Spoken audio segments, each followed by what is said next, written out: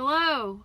Welcome to the official week 1 of The Artist's Way by Julia Cameron. If you've seen my other videos, you know that I am doing The Artist's Way. And the last couple of videos have just been sort of warm-ups, talking about the introduction, morning pages. I've touched on solo artist dates, but those have been more in my written posts on Facebook. But today is officially week 1, where we're talking about a sense of safety. And in The Artist's Way, Julia sort of starts from the beginning. She talks about what many of us experience as children. As children, we're so free and we express so easily. And as we may have started to express to our parents as we got older, or other adults in our life, that we had creative yearnings, often many of us have been told to, be realistic. Oh, you want to be an actress? Well, study something else, have something else to fall back on. Basically, that many of us just we weren't encouraged to be creative, or certainly weren't encouraged to keep being creative once we became adults. And that was my experience growing up as a child and as a teenager. I was very, very creative, and then I graduated from high school and went to college, and as I was deciding what to major in and what I wanted to be when I grew up, the messages that I received, it was about what's going to support me financially rather than what's going to support me emotionally and creatively in regards to happiness.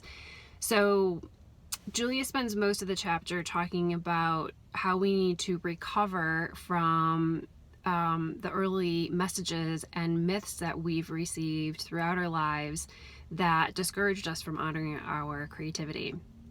But my favorite part of the chapter is when she starts to give us tools for moving forward. And aside from the morning pages, in addition to our weekly solo artist dates, in this chapter, Julia encourages us to two things. A, just start making your art.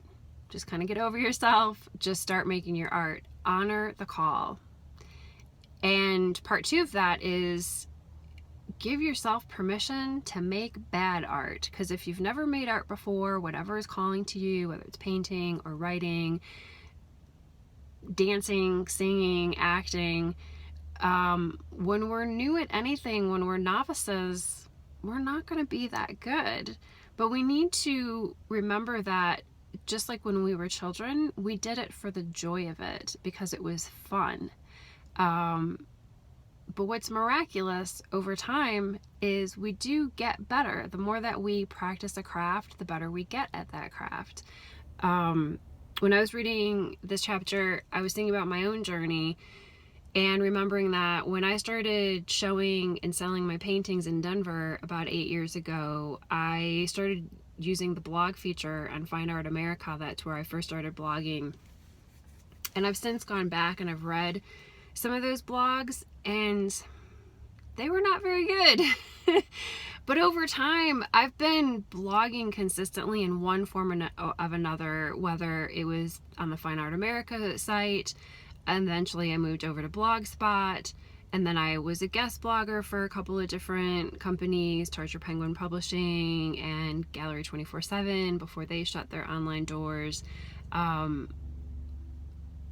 I've been blogging a lot for the last 2 years. The 2 years I've been in trucking, I've been posting essentially blogs on Facebook.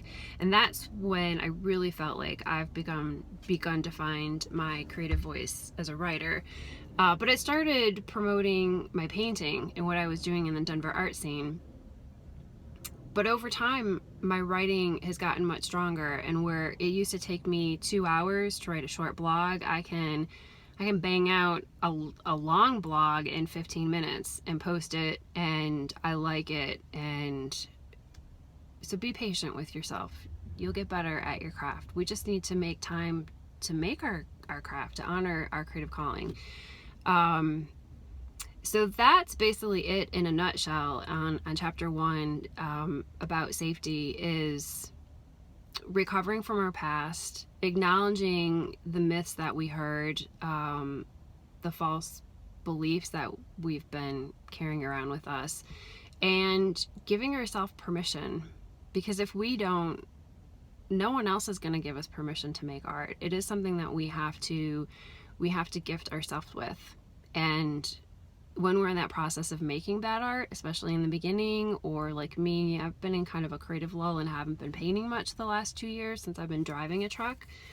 I have to give myself permission to paint ugly paintings and be okay with it, and know that it's part of the process. Like life, it's about the journey, not the destination. And it's a whole lot more fun when we can just allow ourselves to play and to be open to the magic of not knowing what's going to happen when we experiment with the paint and we blend two colors, or we pour two liquids, two golden fluids, and we see how they play together, how the colors mix. I do that a lot. I don't mix on a palette, I mix on the canvas. It's very exciting. Or it's a complete disaster, but then you let it dry and you just paint over it. That's the beauty of acrylic. So that's it in a nutshell. Chapter 1 is about safety, that we need to cultivate a sense of safety for ourselves and give permission to ourselves. Basically, be an adult to our inner artist, who Julie describes as our inner child, as our inner artist. Next week, chapter 2 is on identity. So that'll be next week. In the meantime, I invite you to keep writing your morning pages. Get a little notebook if you haven't already, and a pen, not very expensive, and go on your weekly solo artist dates. Yeah, that's about it.